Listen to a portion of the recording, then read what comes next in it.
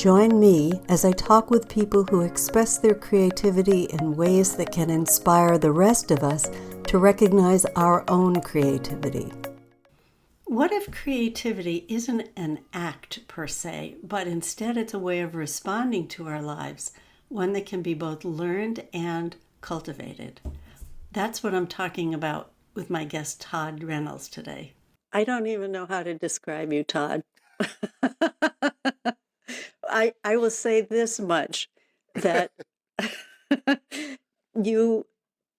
some of your labels are hybrid musician, you're a faculty member on a whole bunch of places, you're a technical wizard, artist in residence.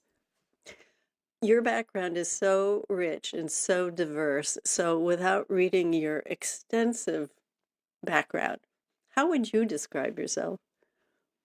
Oh man, I forget which social media account I have. Global netizen. um, wow. How would I describe myself? I am uh, a virulent learner. I am a rabid experiencer. It's like my. I guess I would say if my bios, what are bios? But if my bio reads with complexity, as if I've been in kind of lots of different layers of things, um, it is because that's what I love and appreciate. I mean, I really enjoy my life as an artist and just as a human.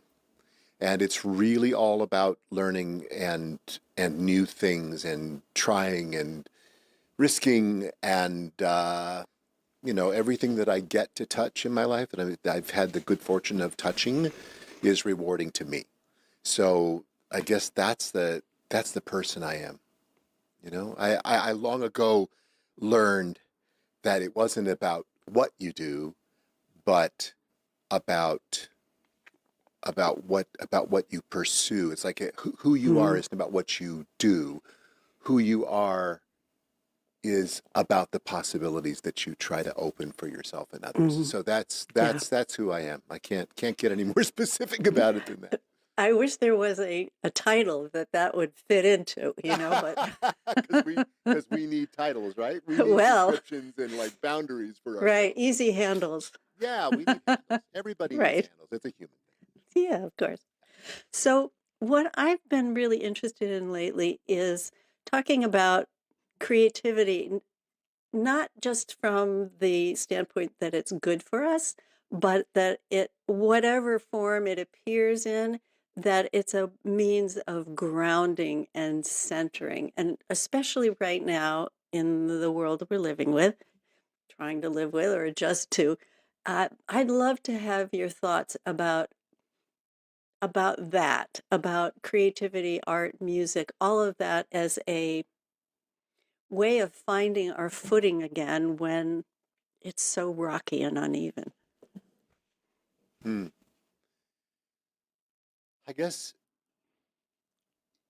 if we're looking at kind of starting at when you use the word ground, that's really um, grounding and ground. These are big Mm. words for me, and uh, without kind of being too general about it, because that can happen as well. You know, I don't think that making art is that different from making life. I do believe in right brain, left brain activities. I do believe in creativity as being something that, kind of one area of our psyche really engages in, and like analysis and computation and living, kind of how we execute life. I do see how these things can be seen as separate. I think that living and living satisfyingly is the integration and the balancing of these two arenas. So, therefore, it would then, of course, follow that when we are engaged in any pursuit that brings us to a state of flow, that or a state of meditation, a state of grounding, a state of a real connection to Mm. ourselves and each other. Whenever we are engaged in any of those pursuits, of course, it takes us to a place of solidity and balance. And I think that's how I look at it. Um, but what's I guess maybe what I sense might be a little bit different is that I look for that in every minute of every day, Mm. not as an act that I do. It's not when I pick up my violin. It's also when I type an email. It's also when I seek a solution. It's in every conversation. It's in every negotiation. It's in it's kind of across the board. So there you go. I just took a blanket and pulled it way over everything. So I'm sorry, but this is Not kind at of all. what I do. It sounds like what you're saying is that, and I'm going to use this, blanket. Thank you for that. As a way of, and I'm going to call it creativity, is a way of, it is something that you inhabit, that it's a way of being. Absolutely, Yeah. absolutely, 100%. And and when I speak, I mean these days, and I don't know when exactly it happened, but the word gratitude became such a central focus in my life. I Mhm. think a lot of years ago, maybe during the difficult time that we all went through, I think, and beyond COVID and just the difficulty of all that, that was also a super difficult time for both my wife and myself, who weren't actually married at the time. Um, and we just, it was so hard. And one of the things that pulled me through that and kind of woke me up again was an actual focus on creating and generating a sense of gratitude and Mm. focusing on it. And that pulled me through. So, that all just to say, when I say that I'm grateful for having been an artist, having ended up an artist rather than anything else, uh, that's simply that sense of being an artist and the sense of creativity in that pursuit is the foundation through which I look at life Mm. and and connection and interaction with others. So yeah, it's terribly grounding. It's I had this question about whether the act of meditation is any different than the act of creating. Yeah. I'm with you on that. I mean, isn't everything, Right. Well, this is this right? this is the problem. We are now having a global conversation about how uh, about how creativity is all, and I'm here to say that. So it's like Yeah. that's kind of all that I have to say, really. When was there a time where in earlier times when creativity was something that you did and then became something that held you? Mm.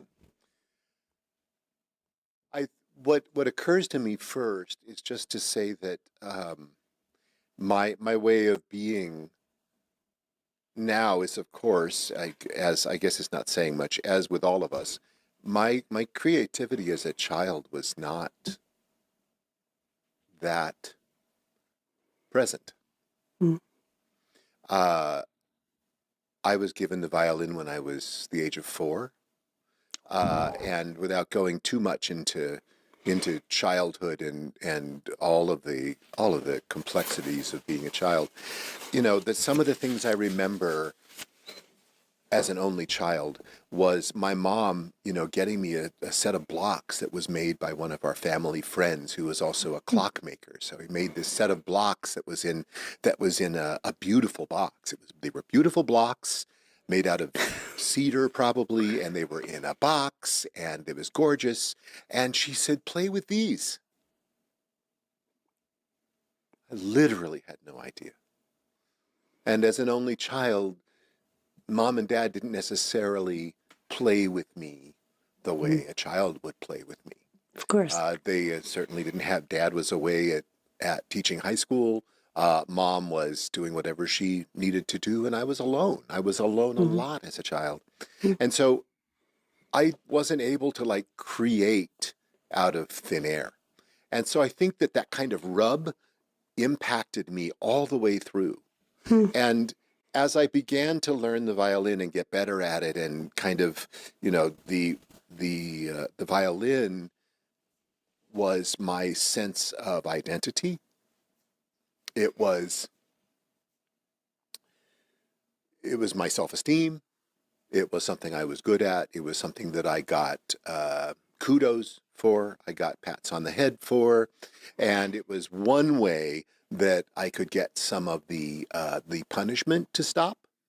It is one way that I could actually kind of make it through the world. So Mhm. that's a very complex um, intersection with creativity.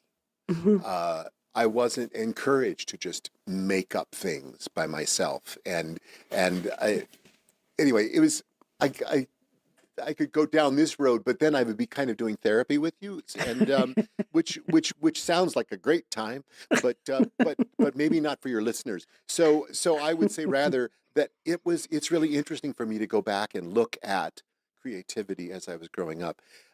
The idea of like really releasing myself from reproducing things. Mhm. For an artist, that would mean tracing or reproducing other artwork. Right. For a violinist, this was playing everybody else's music from Beethoven to Tchaikovsky to everybody else. This is what I was brought up to do. This is my skill. I didn't really begin to break away from that until I was 26, Mhm. 27. So that's a long time. And now, of course, my life has completely shifted to pretty much only that. For me to go out there and spend my time playing music that has been written either very, very far in the past and to kind of entertain is kind of anathema to me. I have very little desire. So unless I'm awakening a new piece of music from a composer with whom I have real good relationship, that's important, or whether I'm recreating jazz tunes kind of hopefully in a new way every night, or whether I'm just making stuff up from scratch when I decide to play, which is usually coming from absolutely nothing. The music Well, or tends to be absolutely everything. or exactly, but absolutely nothing in terms of preconceived thought, Mhm. right? So it's like when Yeah. when I go to make music, I have a over here I have a whole rig of machines which allow me to record myself in real time at the drop of a hat. So I do come from nothing, and if we want to, speak in really new age terms, which is no longer new age, also it's more like listening to what is present Oh, I and love then that allowing direction. that to come forth, right? Yeah. So that's my happy place, and that's kind of the only place that I really enjoy being musically these days. Yeah. Super. That's where it's rewarding for me. Well, considering the fact that you've been with Bang on a Can so long, you have collaborated with Steve Reich and Meredith Monk and so many other things that it makes perfect sense. And I'd love to go back to this idea of listening and being present because we're probably both on the same page with this, that it comes through us, Mm. that we're conduits. And if we're present and if we're receptive, bang. Sorry, bang on a kid. Sorry No, about no that. pun intended. Right, too late. But that's where the magic comes through us if we make ourselves present. And in some ways, that's how I see being held by the creative process. It gives us momentum. It gives us the music. Sorry, again. But I'd love you to talk a little bit more about that and how your meditation practice and your Buddhism um, contribute to that. Yeah, I'd say present and available. Yeah, Um, absolutely. these two words really intersect well. Um, Speak more about it. Well, how has this focus or this inclusion changed the way that you meet with uncertainty, not just with music, but in mm, life? mm, mm. Uh, there. Okay, that's a specific question. One of the ways that a practice like this impacts me is a real huge reduction in anxiety. I am Mm, not a chronic anxiety sufferer. There is a lot of the automaticity of the negative inner voice that has been mm. extremely quelled. Wow. Like to such a great degree, and I'm surprised about that. I am absolutely surprised, and really for me, and this is quite just personal, but I'll just speak of the timeline. Um, it doesn't feel like that long ago Mm, that I was still wrestling with with the opinions of or the perceived opinions of others, with the lack of attachment and love and regard that I was craving from other people in my business, in my families, in my mm, tribes, right? Because we all have those, right? And sometimes it's incredibly painful when you're passed over, when you're mm, rejected, when you're told, oh, when you just kind of find out in the background that there isn't an appreciation for the parts of you which are so very central to you. mm, And I've gone through this, through my life, in different ways of kind of realizing, oh my God, this is not my family, this is not my tribe, mm. when I really thought it was, and then you just kind of move on from these things, and there's the trauma of separation through all of those, and every one of us, 201, have experienced that with groups and tribes, Mm, and with individuals, with relationships, with family members. mhm. So it's like this is really normal stuff we're talking about, not a significant difference from anybody. In my particular world, the more that I began to actually focus on gratefulness, focus on the idea of recognizing that thoughts arise and that we are not our thoughts and feelings, and that there is something else, and you don't even need to know what it is.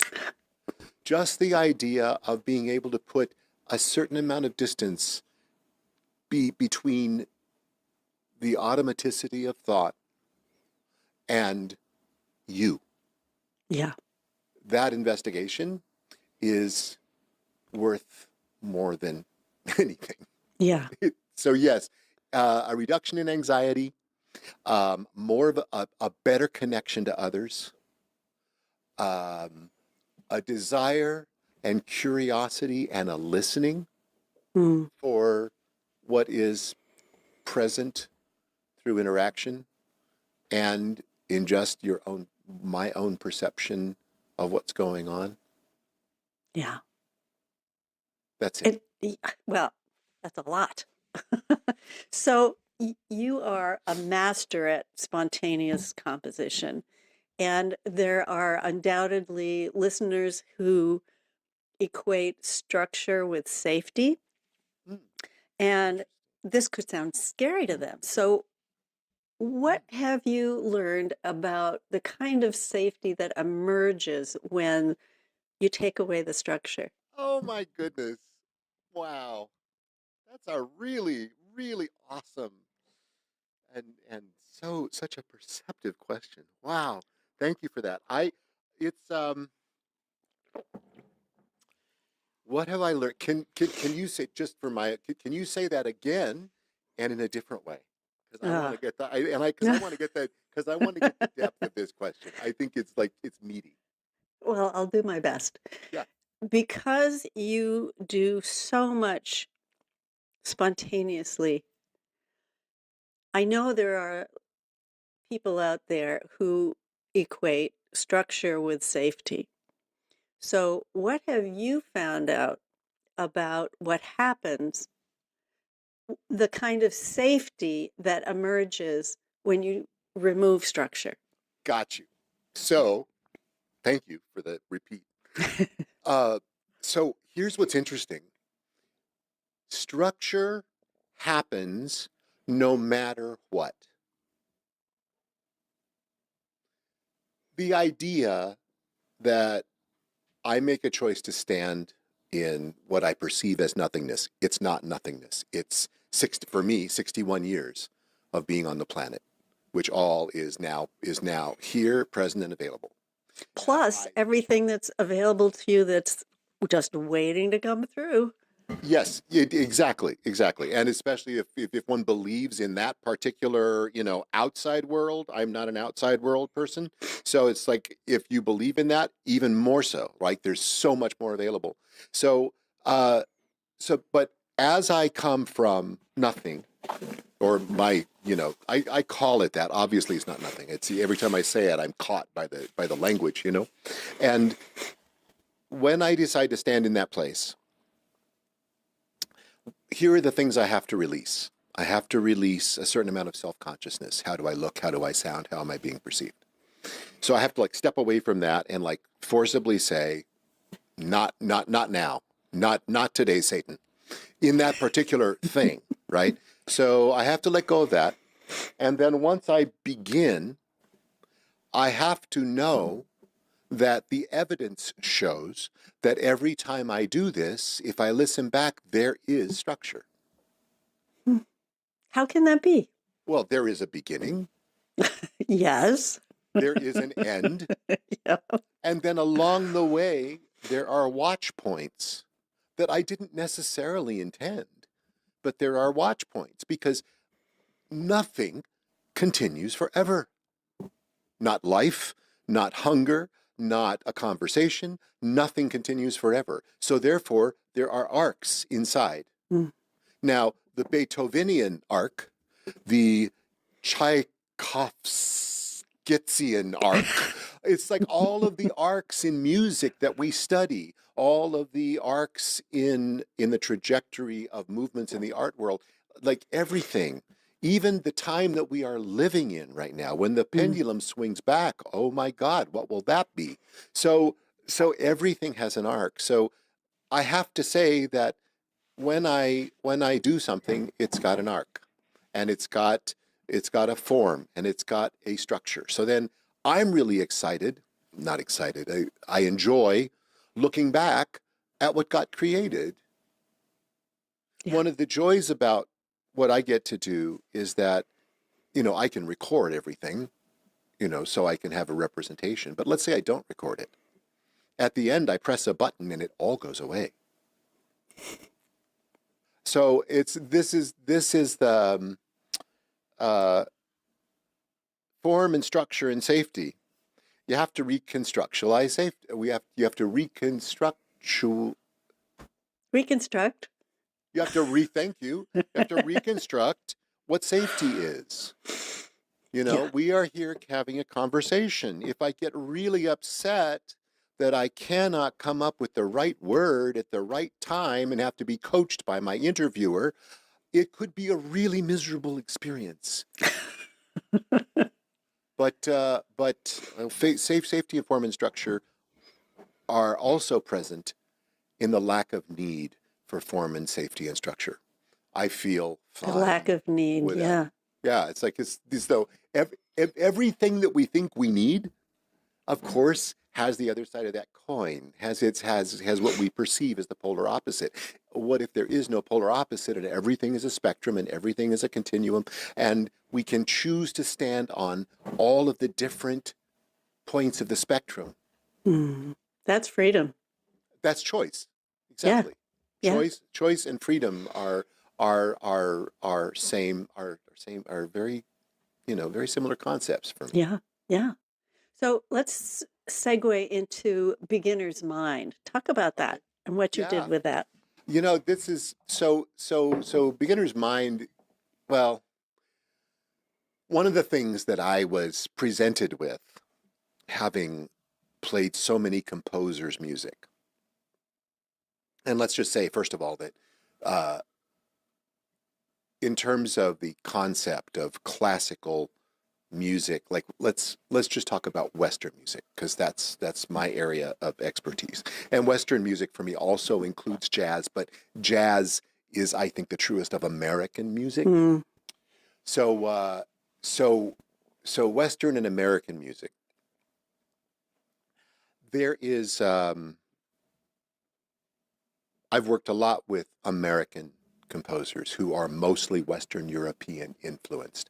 Thank goodness, because of some very tiny small part of evolution in the classical music world, where other people's cultures and experience and voice are finally being brought to bear. mm, There are more women. There are more Black people. There are more Latin people.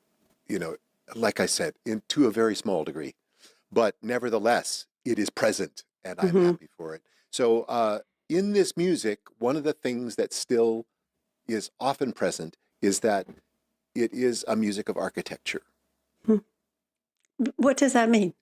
It means that if you take a look at any classical music form, the way it is taught, the way it is experienced, the way it is pursued, it is about form.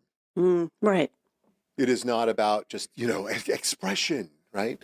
You have John Cage, and you have Pauline Oliveros, uh, who's out of the lineage of John Cage. And it's like, since the 60s, there are a bunch of folks who were pursuing, like, also Earl Brown, who else? There are so many composers who, like, even Nam June Paik Hmm. as well, who were about the text, the prose, do this. Right. And it's often a community expression of music. And I began to look at those folks and realize that their work was no less legitimate than the folks who were pursuing form. Hmm. And so I realized that I could have maybe a seat at the composition table that I would not have if I were constantly daunted Mm. by all of the composers that I had always played and realized, even my colleagues who are writing music today. So that gave me freedom. That gave me freedom Hmm. to explore. Yeah. And my method of exploration eventually ended up in what happens if I really try to make something from nothing and accept all the areas of my voice that Mm. I could criticize or limit because they Right. might have come from somewhere else. Right. There's this push for originality, I think, in creativity. It's like, if it's not original, right? And when you finally get that there's nothing new under the sun, that's adulting. Yeah. That is becoming an adult.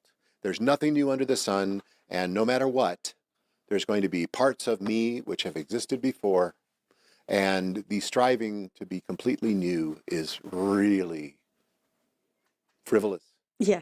Like, why bother? It's not, yeah, you can't. But So, but but you have to. It's kind of like, for me, you have to get there through striving, yeah, of course. Isn't that, right? that's like the Unless you're a Zen monk to way, begin right? with, right? And I mean, if you're a monk to begin with, if you're coming through that, through that tradition, you've been doing this work far younger in your life, you know. But this work, doing it inside of our Western culture, it's it's hard won. Yeah. It's hard won. And I grew up, especially coming out of evangelical, born again, fundamentalist, spirit filled Pentecostal Christianity. I was full of all the corruption and judgment that stuff Yeah. breeds, you Yeah. know. So that I turned on myself. Mm. And that was imprinted on me very early on. Yeah. So attaining freedom from that, Hmm. really led me into Jesus consciousness. So Right. it's like, Jesus is still a friend of mine, for instance, but I am a pretty rabid anti-theist when it comes down to it. Religion is the problem for the world. So it's like, depending upon, I think every one of us in our experience, which is usually less than 100 years of experience, we all have our trajectory through these stories. Yeah. And one thing that I love what you're saying. One thing that stood out for me with this composition beginner's mind is that, if I'm remembering correctly, the way you took it was you begin with one note and you listen for the next. Yes. And that, I should say, I mean, I always, first of all, I named this I named this piece after a Zen concept because that's what was making sense to me at the time, coming from nothing, and this is what Hmm. this could be. So I could name this piece, have it be any length, and be able to actually say it was a composition. That's kind of a backwards way of thinking about it, because there are then these composers like Pauline Oliveros, who is one of the very principals in our industry, in our I shouldn't call it industry, in our big compositional tribe. Pauline Oliveras has she's gone from us now. She has a huge seat at the table, and when I titled my piece that and then say this is the performance instruction, that really comes from her. Mm. So in my 100 years of experience on the planet, I breathed the same air as Pauline, who I did know and really breathed the same air as. We had conversations together. So I really always want to recognize that her influence is absolutely there. Her Mhm. permission is absolutely there Yeah. in that. Wow. What a world to live in. Yeah. I mean, one of so many worlds, so many Yeah. stories, so many lines. Yeah. And we get to do this one. Yeah, and we get to do this one. Yeah.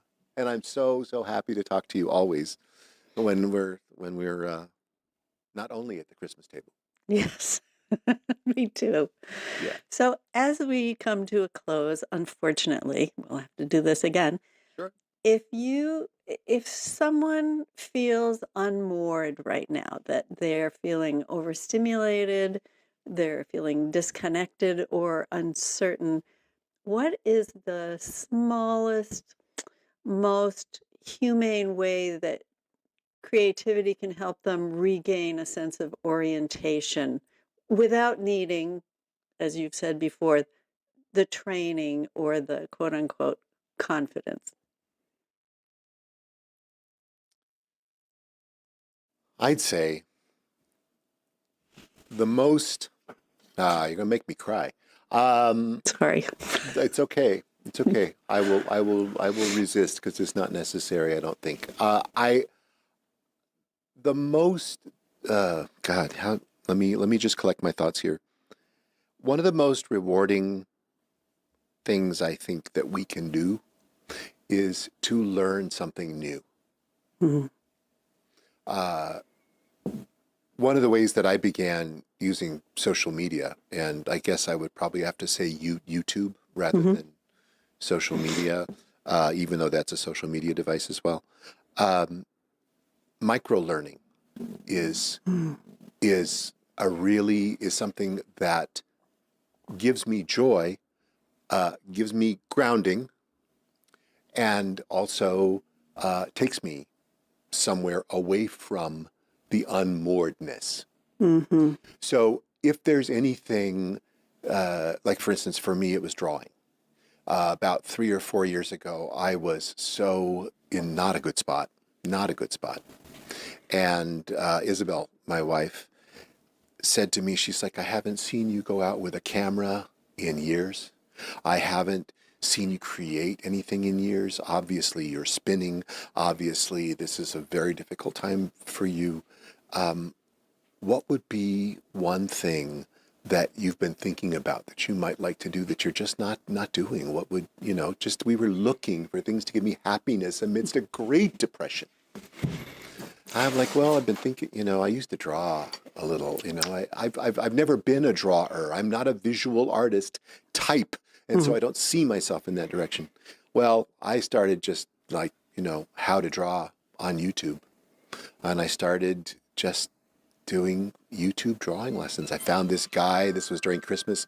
I found this guy on TikTok and Instagram who was coming on and teaching every day.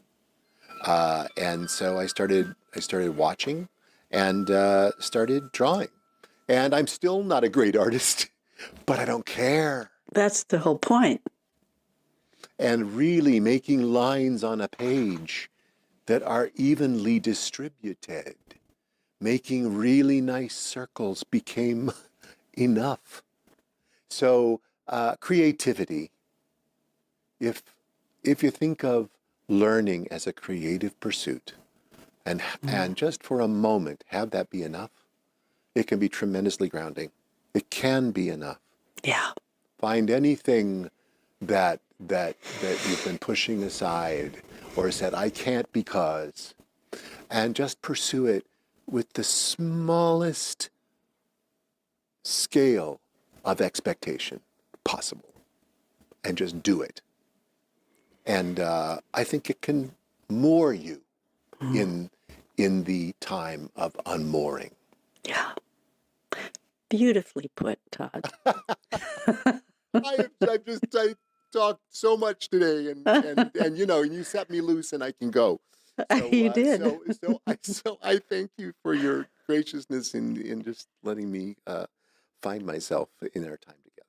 Oh, thank you. It's always a pleasure and a privilege and lots of fun. We'll do it again. Yes, we will. Yeah.